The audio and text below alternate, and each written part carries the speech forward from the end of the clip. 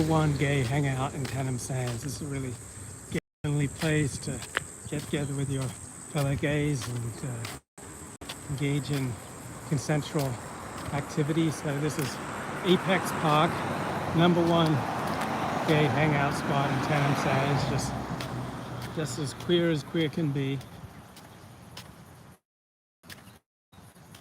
So lots of trees to provide cover for all your favorite gay activities. Nice benches, all right.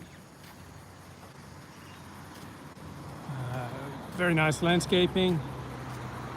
So yeah, mate, we're now horticultural, and this is a safe space for you, mate. So just trying to figure out, why is Tenham Sands so safe? Like, why can kids just walk to school or ride their bikes to school with no worries? Why can you take your computer to the beach or your phone to the beach and just leave it on the beach and go have a swim? I'm just trying to figure all that out. Like, what is it about this place that makes it heaven on earth? Here in rural Queensland, regional Australia, that's what it's called. So, Booth Avenue, right? This is named for my granddad, Alfred Booth. And they were going to name a street after my sister, but the city council said you can't have any more family names. But my mother got her own street, and my uncles and aunties got their own street. My grandfather, my maternal grandfather, Alfred Booth, owned 6,000 acres here. Right, so we're coming up on rush hour traffic. This is rush hour traffic in Tenham Sands. So Alfred Booth, my maternal grandfather, in 1952, he bought about 6,000 acres here. So he basically bought Tenham Sands. Now it's been subdivided. But we got blood and soil nationalism here. Not many places you can go and have streets named after your grandfather and your mother and your uncles and your aunties. And though Australia is pretty much a secular country, they do have a ton of private schools, like religious private schools. So here's a very nice Catholic private school. St. Francis here in Tenham Sands. So the posh parents tend to send their kids to private schools. So the public schools are pretty fair dinkum here. What is it that makes Tenham Sands such a safe space? Why is regional Australia such a safe space? Why is even Sydney a safe space? Because safe spaces have become all the rage in the United States and parts of the United Kingdom for oppressed people of color and those who aren't heteronormative. Right? They need safe spaces, but what about the rest of us? Don't we need a safe space too? So I served on a jury in Inglewood where the accused, the evidence was overwhelming that he'd been driving drunk, but there were 2 black women on the jury who said, oh, we got enough young black men in jail, so they didn't want to sentence him to jail. And reading another news report this week about a young black man who committed a home invasion and murdered someone, but several people on the jury wanted to plea it down to just manslaughter instead of murder because there were enough young black men in prison. Right? So this kind of attitude where you allow bad people to roam free with very little punishment, is that going to increase safe spaces? Right? How come people get to have nice things here in Tenham Sands? Right? How come their kids get to ride their bikes to school? People can walk around at night People can leave their doors open, right? People don't lock their homes around here. They don't lock their cars, especially no serious crime around here.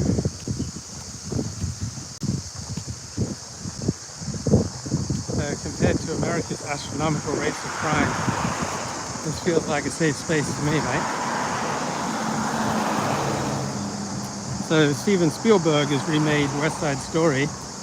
And of course, because it's 2021, the white gang are the bad guys in this new version of West Side Story. So there's another news story where a 39-year-old black man knifed to death some white teenage kid. And when asked why he did it, the black guy said, oh, because whites gave us syphilis. I think he's talking about the Tuskegee experiments. So whipping up all this racial hatred, this anti-white racial hatred, just doesn't seem like a good way to create safe spaces.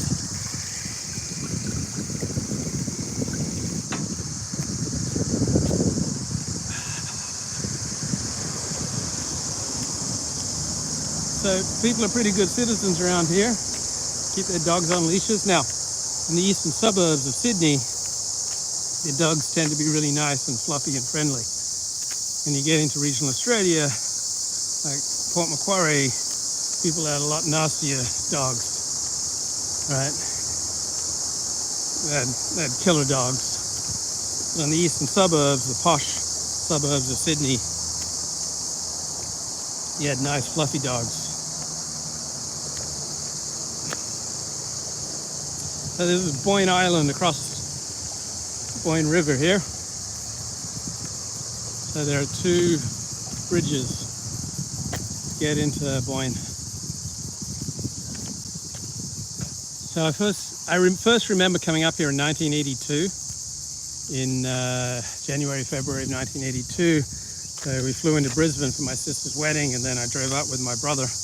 He lives up here, and I just loved the place.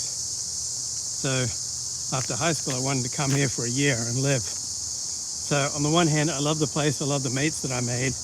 On the other hand, I felt a little weird that I was falling back a year from getting on with my life. So I was a year behind my peers, and I finally got stuck into college.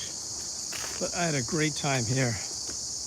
But I'll admit, towards the end, like when it turned into wintertime here, like April, May, the smell of the smoke from the fires, from the fireplaces, it made me long to be home in Northern California to get on with my life.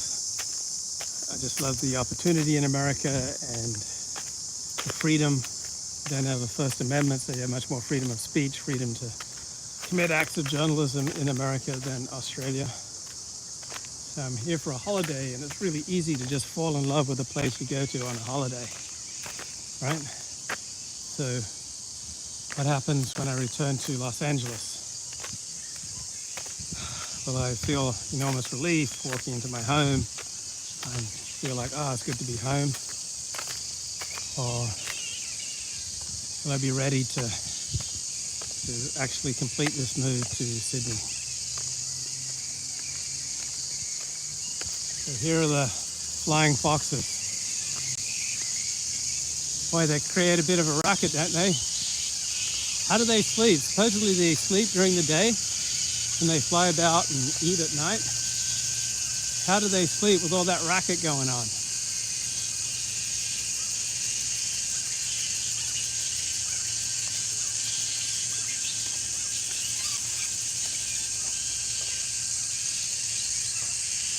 Look at them all. G'day, mates. Rather pungent odor.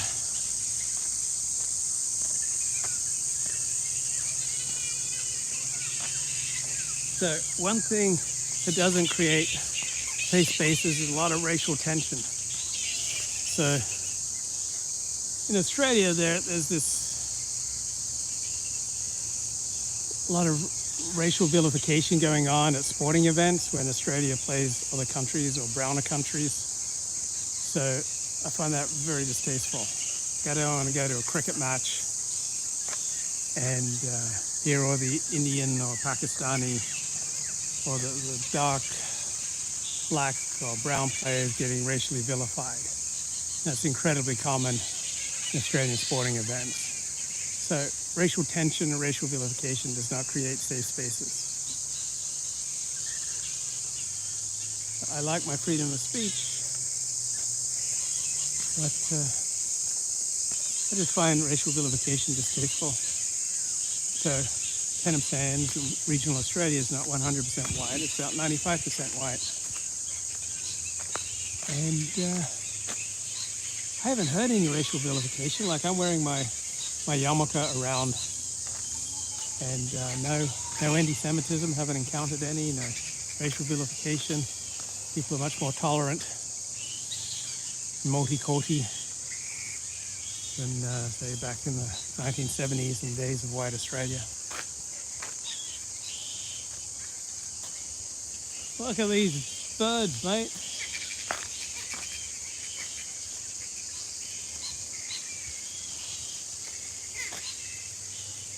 Isn't this a great place? Lovely walk here.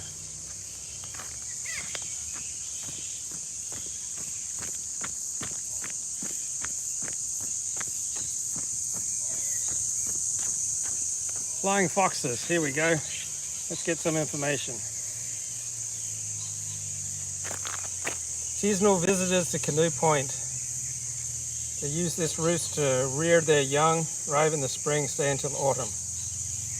They come and go in large numbers depending on the availability of food. So they're under threat. It's a crime to kill them. You see a sick or injured flying fox, do not handle the animal called the Royal Society for the Prevention of Cruelty for Animals. So each night, the flying fox may fly up to 50 kilometers in search of food. They communicate by sound. You can hear them screeching and squabbling. Their calls increase during dawn and dusk. They arrive and depart their camp.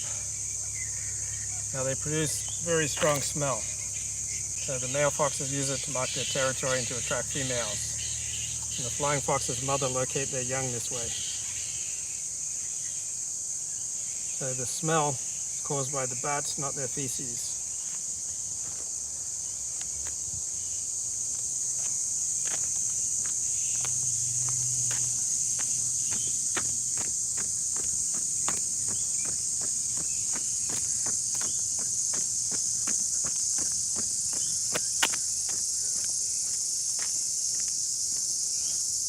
This feels like a safe space to me, mate.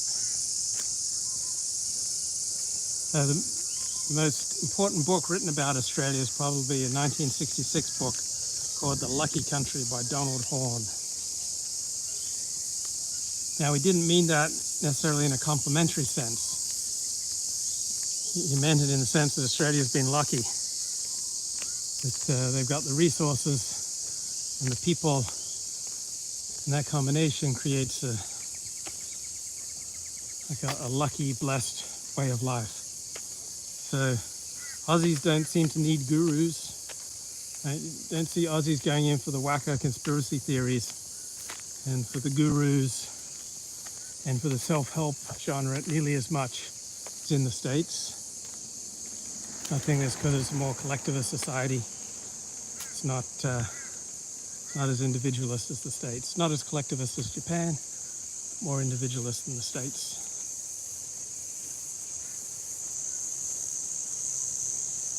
Man, really good coverage, I think, because there's some big cell phone towers near here.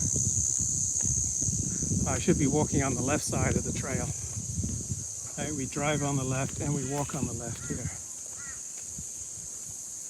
But on these sorts of trails in America, I find so much trash. Used condoms, beer bottles, dirty diapers. In Israel as well.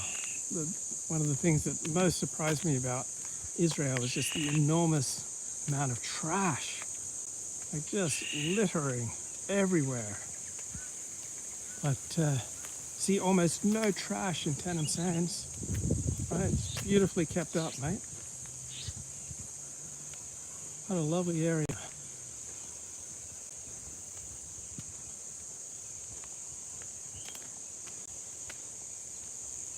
So, one thing I noticed being in Australia is how boring the Australian news is. I mean, it just feels like nothing is going on. And while that does not make for riveting journalism, it does make for a very blessed and lucky way of life.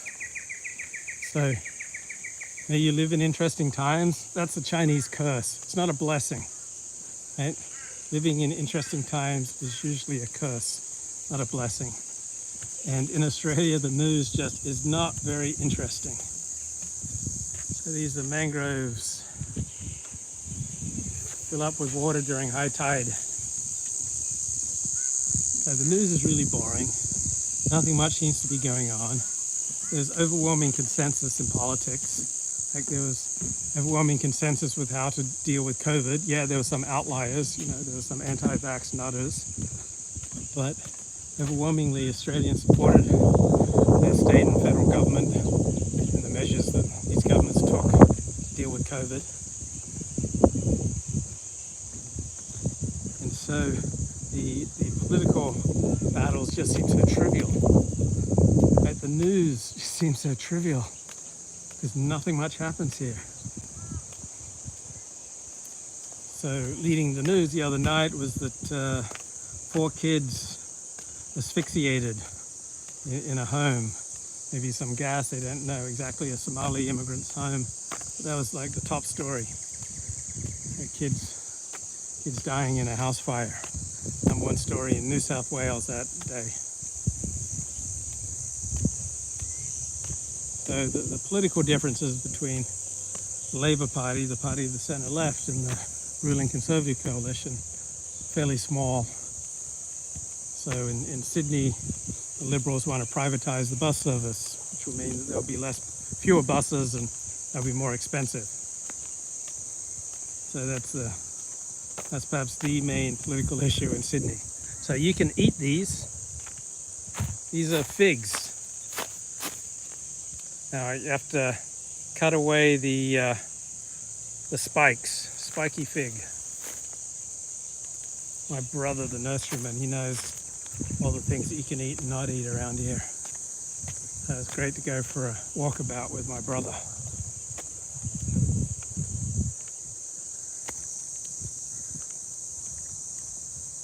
So, lovely infrastructure, lovely trails, and then there are lots of showers and toilets, and drinking fountains, nice benches to sit on.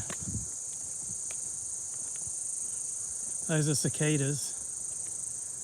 So I moved out here in June of 1984, just after graduating high school, and I stayed here for a year. I loved it, and I couldn't also love leaving. I wanted to get on with my life back in the States. So about half of Americans who move here end up moving back to America because they feel too out of it. Now there is the University of Central Queensland in Rockhampton, which is about 120 kilometers away. And University of Central Queensland has facilities in Gladstone, which is about 30 minutes drive away. So as a condition of entry into Queensland from New South Wales, you have to go get a COVID test within 5 days of entering the state. So Queensland's had very little COVID and very few lockdowns. So a few weeks here, a couple of days there, a couple of days there, and that's it. There's that occasional small outbreak. So I think for COVID transmission, geography, climate, humidity, they have a lot to do with it. So this is the rainy season. Summer is the rainy season.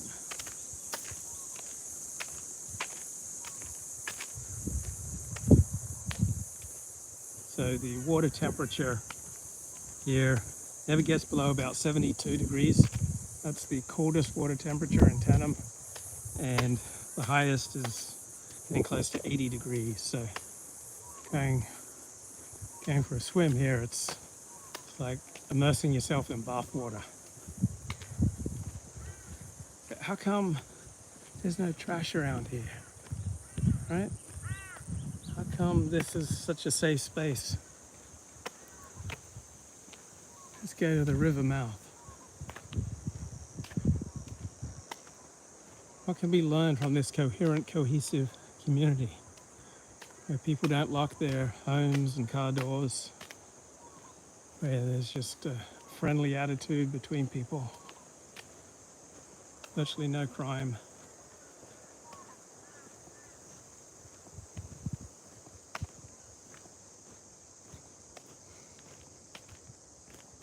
So one of the things that attracted me to Orthodox Judaism, and I think it's something that attracts a lot of people to religion in America, is that within your religious community, you get to recreate rural values, like the easygoing, friendly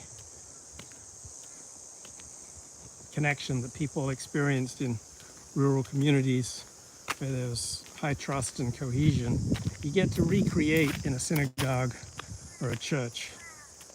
I think that's a major thing that drives people to religion in America. So Americans are incredibly mobile, but by joining a church or a synagogue, you get to recreate that homey, friendly, trusting, cohesive, coherent community that people used to have back in rural life. So in some senses, I experienced my conversion to Orthodox Judaism as a bit like returning to Tenem Sands type of life, because you're in each other's homes and there's just there's trust and positive feelings, and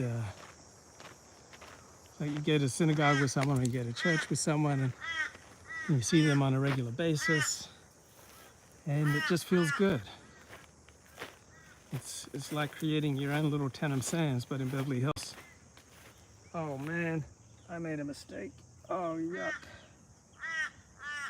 Shouldn't have gone off trail.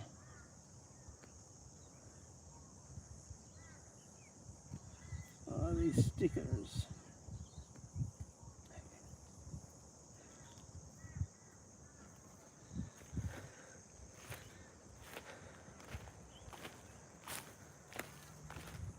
This is the Boyne River, mate. Ain't it beautiful? Like the river and the ocean here, it's tranquil like Tenem Sands. I mean, just keep your eye out for the crocodiles. So there are a few crocodiles around here, but oh man, sinking into this sand. So aside from the crocodiles and the sharks, very peaceful. So even the river is tranquil. But you don't even have any big waves here. I remember one time there was a cyclone, and I got very excited there might be some good waves. So I came out to the beach, and I jumped out of the car, running down to the beach, and a policeman called up, said, "You're not allowed to swim now."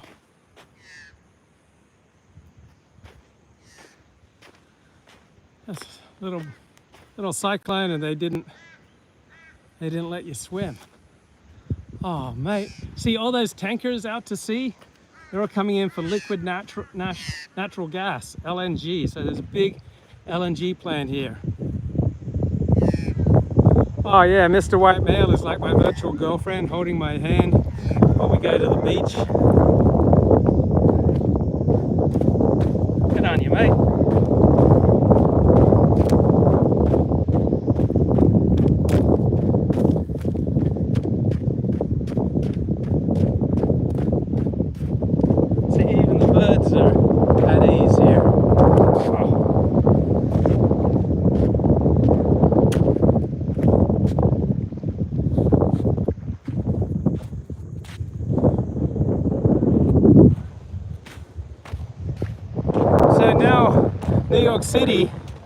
is banning new buildings from using LNG, and all sorts of other cities are banning buildings from using LNG, which is not good for Gladstone's economy.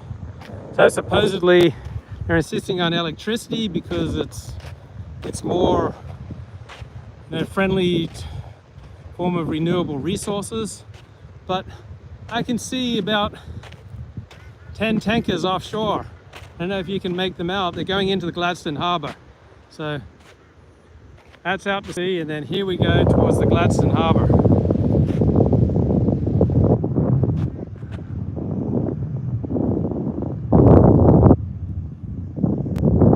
So I think more LNG comes out of Gladstone than pretty much any other port.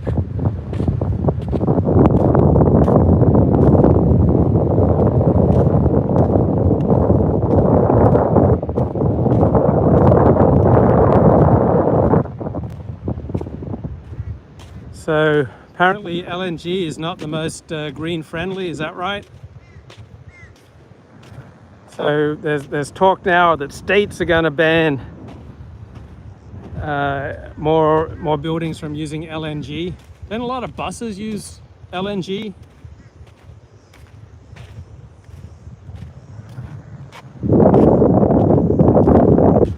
So we're coming away from the Boyne River now, going into Tenham Sands. Wonder if we'll see any bathing beauties.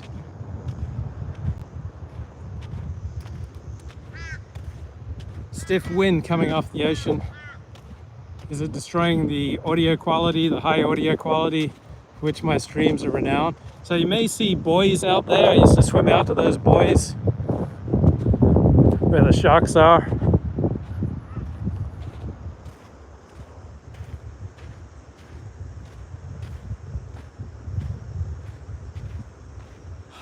My family has so much history here on my mother's side, and it's kept up through my sister and my brother. Brother lives here. My aunties and uncles come here for Christmas. Other times during the year, it's a Ford Booth family tradition to come to Tenham Sands for Christmas.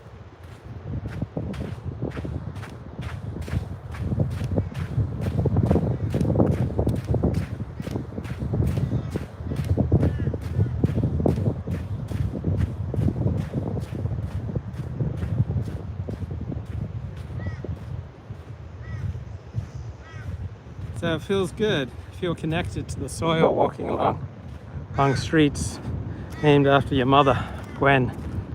Booth Avenue named after my mother's family. There are still booths in the world I'm connected to. It's a little bit like being in Israel, where you walk along ground that was written up in the Bible and the Talmud and 3,000 years of Jewish history. How did my mom get a street named after her? Well, all my aunties and uncles did too, because my maternal grandfather, Alfred Booth, owned all of Tenham Sands. He owned 6,000 acres of Tenham Sands. I think he came here in 1952, bought 6,000 acres. He basically owned Tenham Sands, and he operated a farm that grew pawpaw and mangoes and other fruits, and so he started naming streets after his children. So there's my mother Gwen, she was the oldest, and then there's Linda and Don and Margaret, his wife, and Alfred. I think he named a street after himself. How far removed are you from Britain? So my mother's father came out from Britain, and then he had a sister back in Britain who had a son, Peter Dews, who became a neuroscientist at Harvard. He was a DEWES, so he has many of the traits from my family, like would just take off on a whim. So I flew to Sydney. I made my decision and checked with my family and booked a flight within a few hours, within about 5 hours. I'd check with my family, booked a flight to Sydney, and he would do the same thing. I think Peter Dews, he was neuroscience professor at Harvard, and he did a lot of consulting work for Coca-Cola, and he just decided on a whim he needed to go to a conference in Acapulco, and he lived in Boston by Harvard, and he just decided to drive. So he drove the conference in Acapulco in this old car, and it broke down along the way, I think in Mexico, and he turned to, yeah, come back to Australia, pack your e-reader and didgeridoo. Yeah, I'm thinking of moving back. So his car broke down on the way to Acapulco in Mexico, and because he did all this consulting work for Coca-Cola about the effect of caffeine, he called Coca-Cola, and they got his car going. But he would also always pack his food for these long trips, like a pound of hummus, just like the Fords. It's like what we like to do. So that was my paternal grandfather's sister's son. So Alfred Booth, my paternal grandfather, he was naming all these streets after his kids, and he was about to name one for my sister when the city council intervened and said you can't name any more streets after family. So instead you get a lot of streets named after seashells and the like. So gentle seas, gentle shores. That's an island out there, and people live there on that island. And the only way to get in and off the island is by boat. So you can buy an island in Queensland for like $300,000. So there are people who bought an island for $300,000 off the Queensland coast and then just moved in there. Oh, good spot for fishing. Oh yeah. So in my month in Australia, I've seen one billboard for personal injury lawyers. So in Los Angeles, there are hundreds of billboards for personal injury lawyers. But in rural Queensland, there are billboards for fishing vacations in this area. So no personal injury lawyers, and I haven't seen any billboards for TV shows in rural Queensland or for movies, but a lot of billboards for fishing vacations, snorkeling and scuba diving, the outdoor life.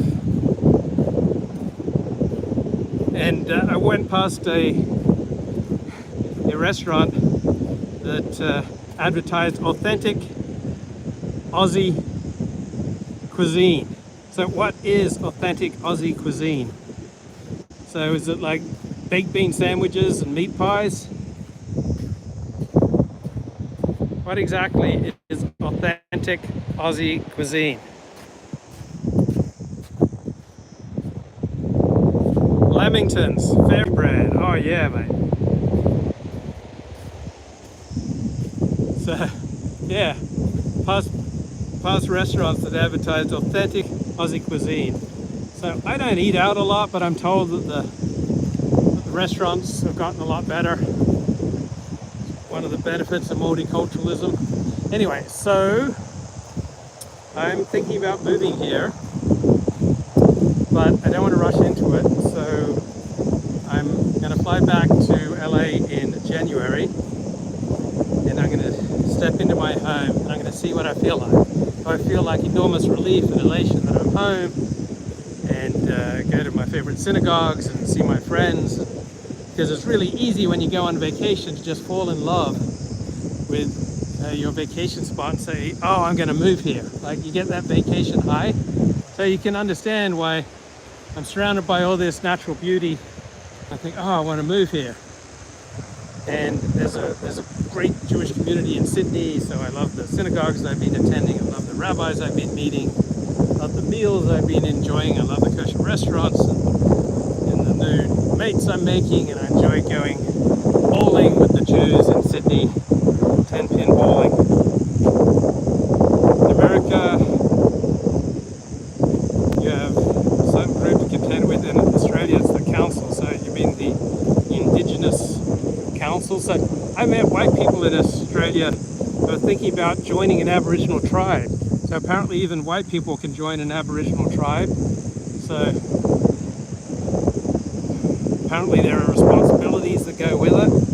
But it's kind of curious, why would a white person want to join an Aboriginal tribe? And I think the answer is for a sense of identity. People are built to, or Gibbs, why not? People are built to live in tribes. We evolved to live in tribes. So there are all sorts of evolutionary mismatches. Reckon you'd have an easier chance of finding a wife here? Yeah, maybe. So there are all sorts of evolutionary mismatches where we eat no more sugar and fat than we should, because we evolved to eat everything we could, because we never knew when we'd get our next meal. And then we have an evolutionary mismatch of a great fear of public speaking. We evolved this way because for hundreds of thousands, millions of years, we lived in a tribal setting where if you said something wrong in front of your tribe, it would have very grave consequences. So we evolved to live in a tribe. And that's part of why my conversion to Orthodox Judaism just feels so good, because we absolutely evolved to live in a tribe. And to have a small group of mates. And this is a bit like tribal life here in Tenem Sands. You have your mates, you have your pub, you have your footy club, you go golfing, you have a piss up with your mates. Like this is a form of tribal life here in Tenem Sands. Like you really get to know people. It's a very coherent, cohesive way of life. Like it's just, life here is pleasant and easy. Lots and lots of jobs here. The economy is booming in Australia, particularly if you're a tradie. Gladstone's economy is booming. And I'm just going out on the ocean. I'm just having great combos with blokes that I'm meeting. So some are from Gladstone, some are here on holiday. Yeah, teetotaling in Australia is a no-go. Well, I'm a teetotaler. But it's not that bad, mate. I haven't found it much of a problem. And I've been lifelong vegetarian. So I hear, oh, being a vegetarian in Australia, that's a no-go. Well, no worries for me, mate. So you used to have a lot more topless bathers on this beach. So start with a can and build up your tolerance. Yeah, maybe I'll start picking up some bad habits on this trip. Maybe I'll start picking up a few ciggies and have a 4X or 2, maybe a Foster's Lager. Might start drinking and smoking. Might hang around in discos and talk to loose women, disreputable women, immoral women. Maybe have a dart and a pint, find a marriage made in heaven. Isn't this beautiful, mate? Just safely walk on the beach, have a nice live stream, have a dip, have a pint, have a dart, meet a Sheila, raise some kids, play some cricket, some beach cricket. A healthy way of life. Oh, and the taste of the water here, mate. I just love the taste of the water. I think it just reminds me of my time here. I think I'd miss the big city though. Why are you hiding the homeless encampments from your viewers? Yeah, I've been paid by the Tenem Sands Tourism Committee. So I think there's like a coffee house for homeless in Brizzy. So I was talking to someone from Brisbane today out in the ocean. And he said there may be 500 homeless in Brisbane total. And when I was walking through the central business district in Sydney, I saw maybe 3 or 4 homeless people. But no gangs around here, no graffiti, no trash, no violence, no loud music. Too many dogs. Oh, but they're friendly dogs, mate. Lovely, lovely dogs. And not like the dogs in Los Angeles. Those killer dogs, Rottweilers. Oi. just trying to understand what's the secret behind this coherent, cohesive society with high social trust and a friendly, amiable atmosphere and no racial tension, and where the news is so boring, where the living is easy, where people get along.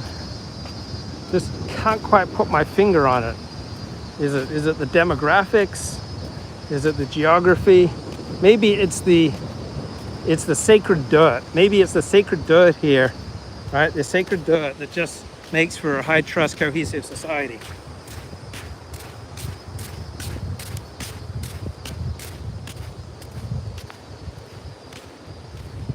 Demographics 100%, mate. Oh, that's not very sophisticated. I wonder what the New York Times would say. I wonder what Harvard University would say. Oh, look at this beautiful beach here, down towards Tanham. So, I haven't seen any trash, right? Just walking along, singing a song, side by side. Oh, it smells so good. The eucalyptus, the ocean, the flying foxes are nicely pungent. Some gorgeous purple butterflies. You know what this place needs though? It needs more Afghan refugees. And it needs a lot more Somalis. Like, I've been here for 2 days, I haven't seen any Somalis and no Afghans. So, we need to liven this place up. Get some more multiculturalism and diversity in here. So Australia's pretty strict racial vilification laws. And it's no place to be a journo. Very strict libel laws. Have I had to hide my power levels with my friends and family here? I'm just a simple Jew, mate. I'm just a simple Jew thinking about making a fresh start in Australia. And they know I do some online ventures. Just a simple wandering Jew. They might see one or two of my Facebook posts, but nobody in my family watches my videos. Maybe it's the most rare occasion when I might send a link to one. Simple wandering Jew, looking to find members of my tribe. Maybe I'll start a Chabad house here in Tanham Sands. I think that's what Tanham Sands needs. There's a dozen Lubavitches. Yeah, my family's missing out on my hot takes, mate. My cutting edge analysis of the most profound moral, philosophical, political, and religious issues of the day. But no, they don't really care that much about my hot takes, mate. But they're very, very good to me. Incredibly hospitable. So,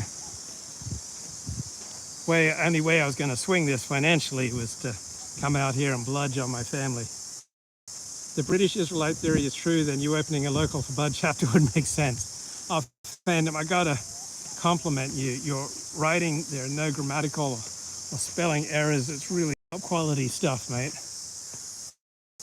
All right, please keep off the dunes and help protect this fragile ecosystem. Will do. So people actually follow the advice here. Oh, this feels so good. Feels so healthy. Love the sound of the cicadas, mate. This is fair dinkum Aussie.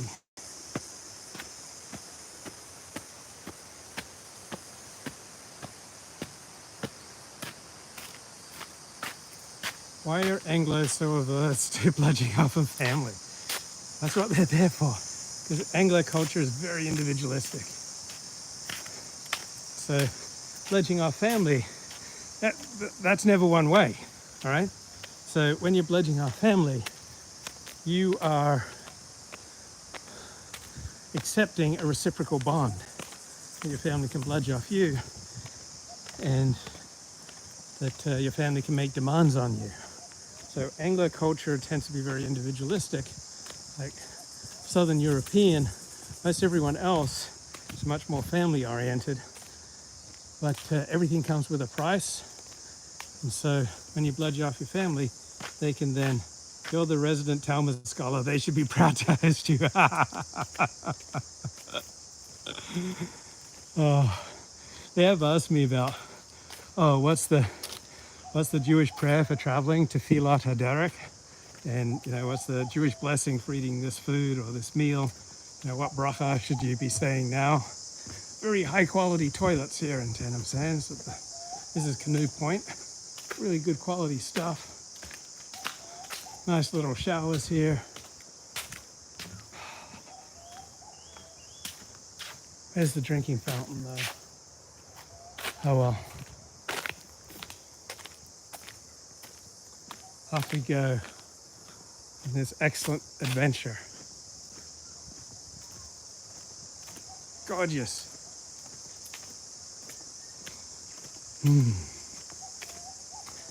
Oh, it's so humbling being here. Because everyone I was mates with when I lived here at 18 to 19, they've all done much better than me in life. They've all been married, had kids, they own beautiful homes. Their kids have graduated from university. They've got a good superannuation. A lot of drugs you might need are hard to obtain without prescription. What, you mean modafinil? I hear that you can order modafinil overseas. Very convenient. So I don't need any prescription medication. Yeah, modafinil you can just get overseas. What, are you saying that the Aussie Post, it's a grey area, are you saying that Aussie Post, that they interfere with your modafinil deliveries from India? I mean, I can't believe that the Aussie Post would do that. It'd just be too time consuming. Customs might seize it, not Oz Post. Yeah, but I can't imagine that Customs would I think it's just too time consuming. But got to have my modafinil, mate. That's scary. Oh, I love getting up in the morning. Anytime I wake up, just pop that modafinil. This makes me happy. So when I was sick, I went off it for like 10 days. So I noticed that with modafinil,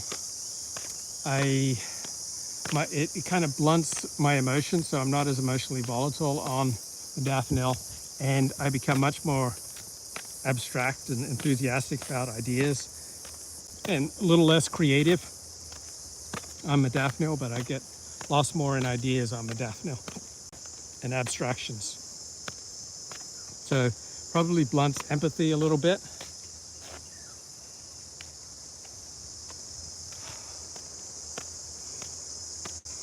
So I've been walking along these paths since 1982.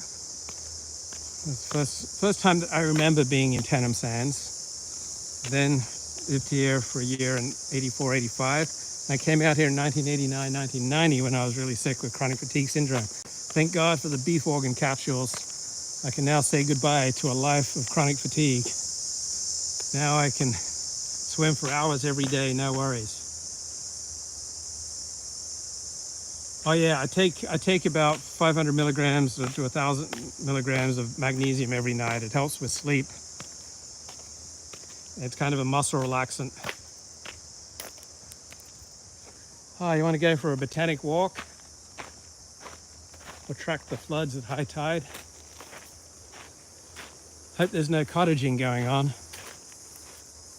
So we don't have any high cliffs in Sydney. So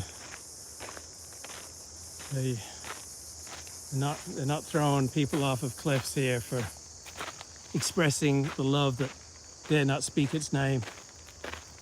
And we'll see if there's any love that dare not speak its name on this botanical trail. Oh, really good high quality cell phone service here. I've been streaming for 50 minutes and stream hasn't cut out. And there's 5G here. What have you noticed about the demographics of Sydney and the area you're in. So the eastern suburbs of Sydney seems to be 80% white and about 18% Asian. And then the area that I'm in, regional Australia, seems to be more than 95% white and about 4% Asian, and then about 1% Indigenous or Pacific Islander.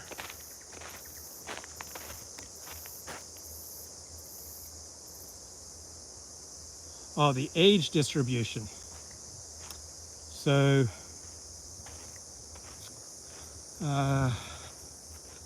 it seems pretty even. Like there are a lot of kids. There are like beautiful schools here in Tenham Sands.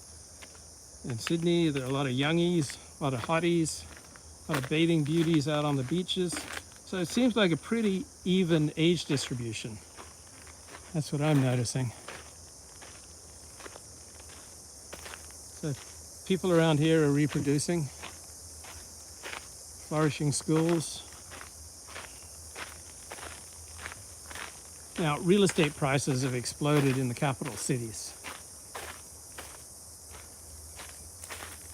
So you would think that that would have a negative effect on affordable family formation. But luckily, we can just import immigrants to keep us young because they're so vital and lively. The birth rate is at 1.7. Okay. So yeah, particularly in the capital city, it's very expensive. Oh, now I'm getting bitten by some things. Sandflies.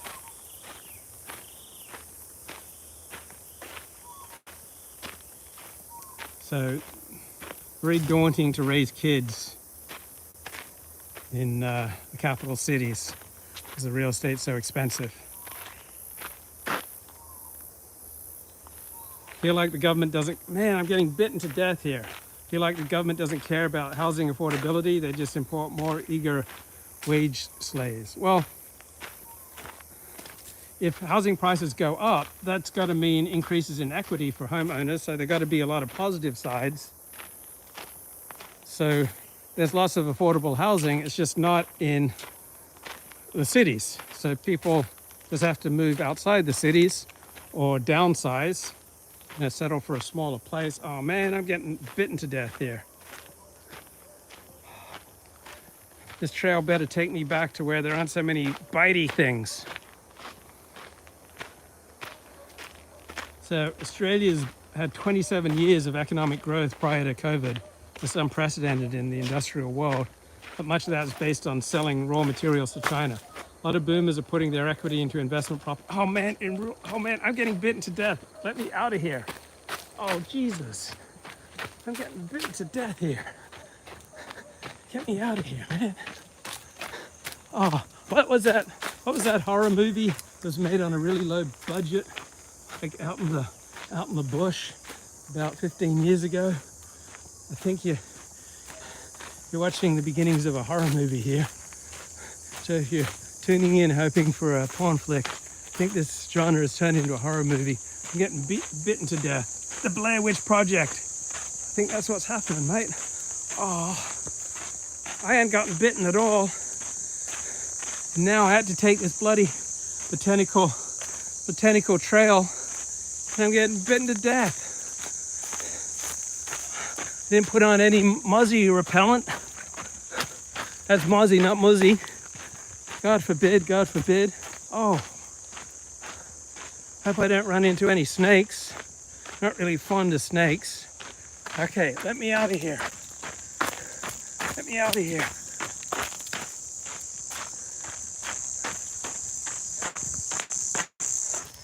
I'm so delicious. All these insects are biting me, feeding on my skin. Get me out of here. Get me back to where the living's easy. There aren't so many insects. Yeah, filmed by Tim Pool's base camp in West Virginia. Get me out of here. Take me home, country road, to the place where I belong. West Virginia. Mountain Mama, take me home, country road. Oh, I should have been home yesterday. Where am I? I'm lost. I'm in the outback. think maybe I should start preparing my camp for the night. Maybe have a fresh go in the morning. But if I stay out here, I'm going to get eaten alive. Never been on this trail before.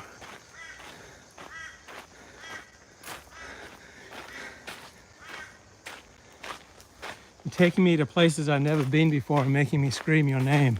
Tenem Sands. Don't notice anyone on this trail. It's deserted.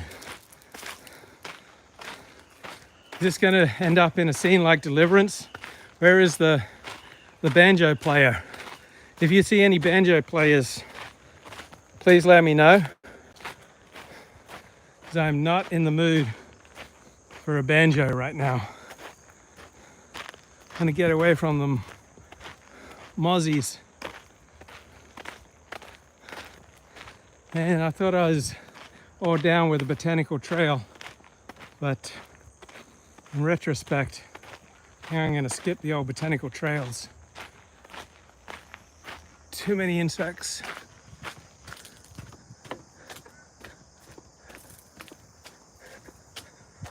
Look at this lovely infrastructure, mate.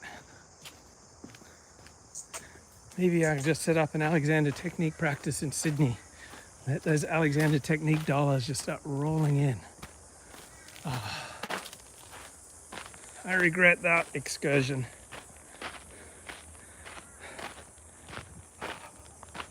I had a big online dispute with Sydney Alexander Technique teacher about 10 years ago. Well, thanks to the Alexander Technique, we learned to release this unnecessary tension so we don't hold on to feuds, right? So she'll be right, mate. No worries, right? Don't think anyone's going to hold on to that little bit of online unpleasantness from 10 years ago. And I might have said some things about the Patrick McDonald approach to the Alexander Technique. How are the Sheilas? Yeah, some nice Sheilas, but none of them seem to be Jewish or even Orthodox Jewish. So that's a bit of a worry.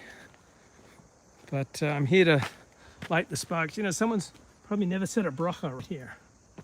So, yeah, uncouth Sheilas. I had a doctor in Brisbane about 30 years ago. He warned me about catching diseases when I come up to Gladstone area.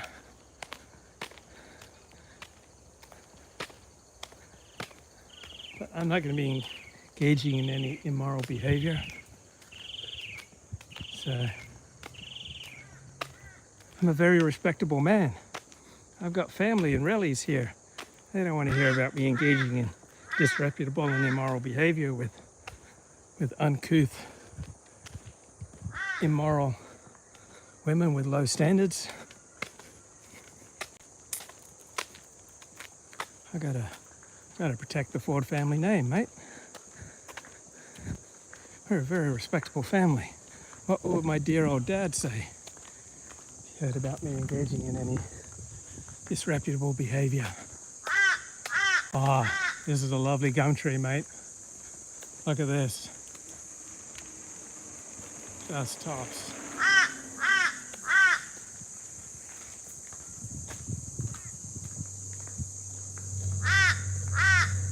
It's springtime, all the animals are doing it. It's about summertime, mate. I think in a week it'll be summer. So while Los Angeles is enduring storm after storm, I'm living the good life here in Tenem. Tell my family I came out here to eat mangoes and watch the cricket. So last I knew, we were absolutely thrashing the palms in the Ashes. The match is going on in Adelaide right now. It's a day-night match. I only started at 2 o'clock this arvo. Last I knew, Australia was 1 for 29. So Harris keeps giving up his wicket very easily. So maybe he needs to be rested for a few matches.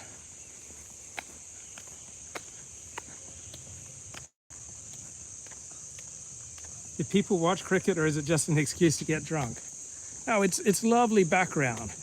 Like you can watch the cricket, it's just very relaxing, and you can fall asleep, wake up an hour or two later, and nothing much has happened. It's just a really nice thing to have on in the background of a bar or when your mates are over. What do I think of Hassan, the Twitch streamer, being banned for saying the C word? Oh, the C word is the cracker word? Yeah, I think that's ridiculous. So, I am more of a free speech dude. Now, I'm not a big fan of racial vilification either, but being banned for saying cracker, that's crazy. Well, cracker isn't offensive. Like, who cares about being called a cracker?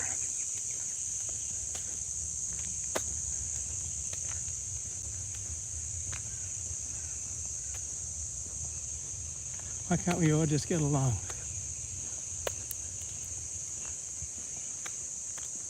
So, just had one swim today, fueled up on a lunch of mango vanilla ice cream. Okay, so you're for white people saying the N-word, it's all contextual, right? So in a certain context, these words can be fighting words, but in other contexts, they're friendly words, right? So there's no objective meaning outside of a context, right? So there are certain contexts where throwing around the N-word or the C-word is perfectly fine. And then there are other contexts where these are fighting words. So everything's about context. There's no meaning outside of context.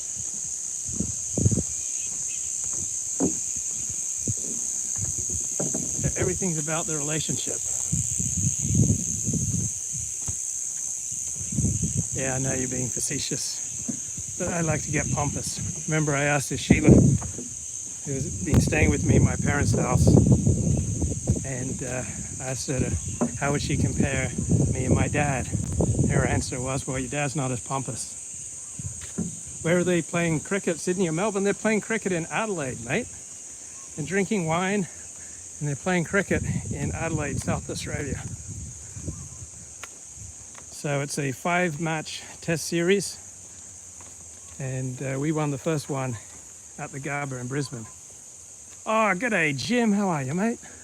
So yeah, I'm having a beaut time here in Queensland, but I do think we need more Afghan and Somali refugees here to liven things up. It's just all too quiet and trusting and cohesive here, mate.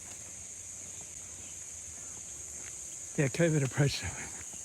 Yeah, I just need to show them that not only did I get 2 vaccine shots, I also got the Pfizer booster shot.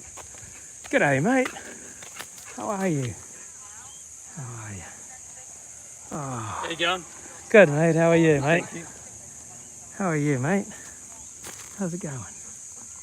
How's it going? Come on. Hey. Hey. Go on, listen to your owner. I'm a bit glad to. Take care, mate.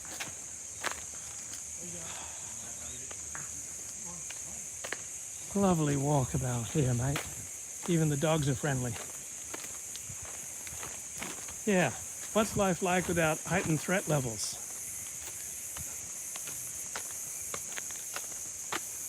It's just very relaxing. Even the beach is placid and friendly here. It's good to walk around a place where your family's got roots. So many years of roots we have here.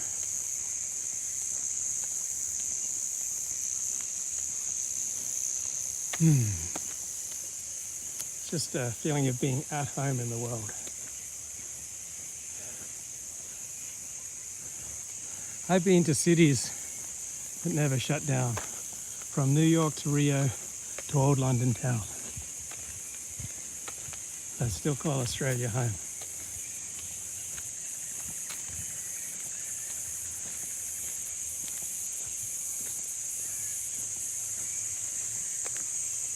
Saw some amazing purple butterflies earlier today.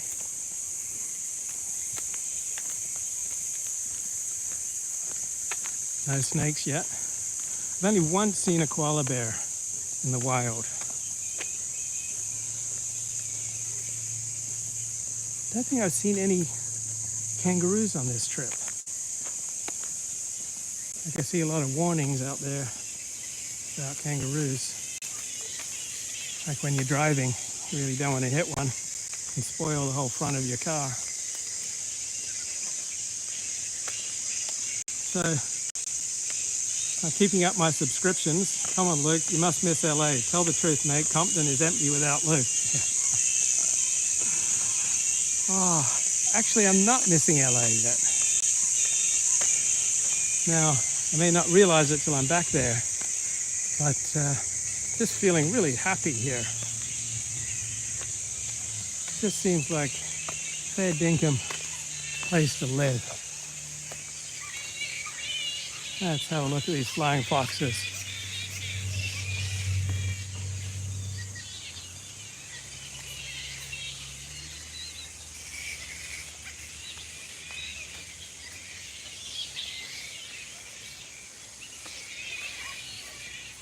Just coming here, eating mangoes every meal. And some lovely vanilla ice cream and strawberries. Just having a grand time.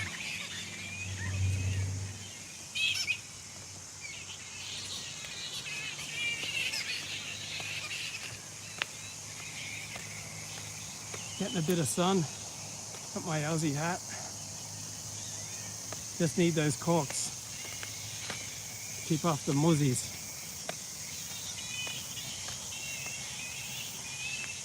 Yeah, the flying foxes are protected. What I don't like about them is they eat the mangoes, mate. They just keep their paws and their dirty little teeth off my mangoes. And I got to Sydney, Jim Bowden picked me up, took me back to his place, right by the harbour, and gave me 2 big, fat, dripping, delicious mangoes. That was a real Aussie welcome. And I saw some kookaburras in Sydney. So the sun comes up about 4:40 a.m. here. No daylight savings in Queensland. Sun comes up about 4:40 a.m. But the birds, they start singing about 4 a.m. And I had to close the blinds last night because the moon was so bright. But yeah, the birds get going about 4 a.m.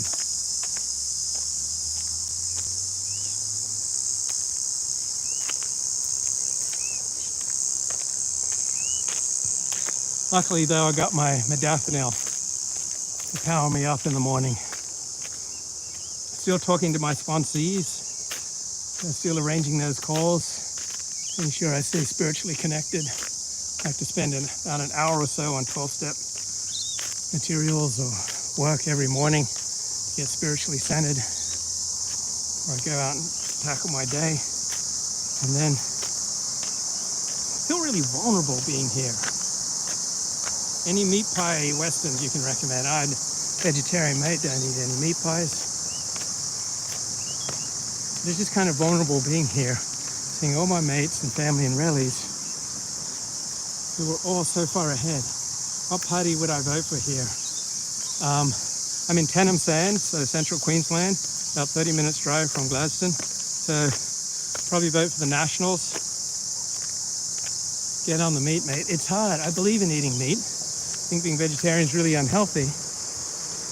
But it's hard to overcome my lifelong vegetarian programming. So intellectually, I'm pro-meat. I just can't get it in my mouth and down my gullet. So yeah, I guess I'd vote Nationals or One Nation. Maybe One Nation's for that anti-vax craziness, so maybe I can't vote for One Nation. Yeah, I guess I'd vote Nationals if I was here. I'll vote for the Liberal Party, which is the centre-right party.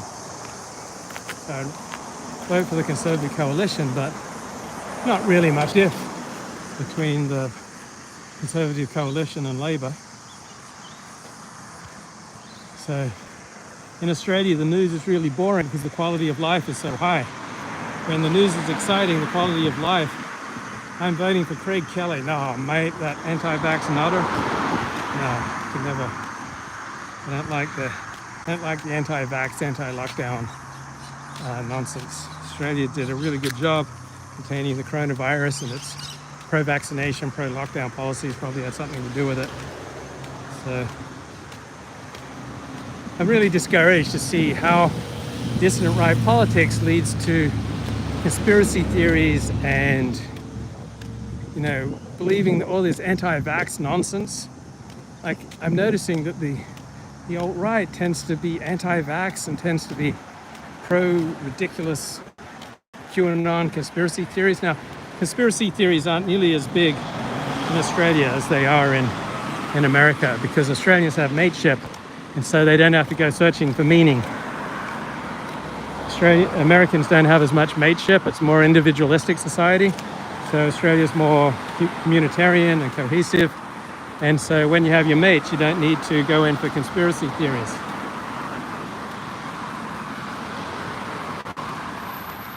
But, I think that's the end of my gimbal battery. Bye-bye.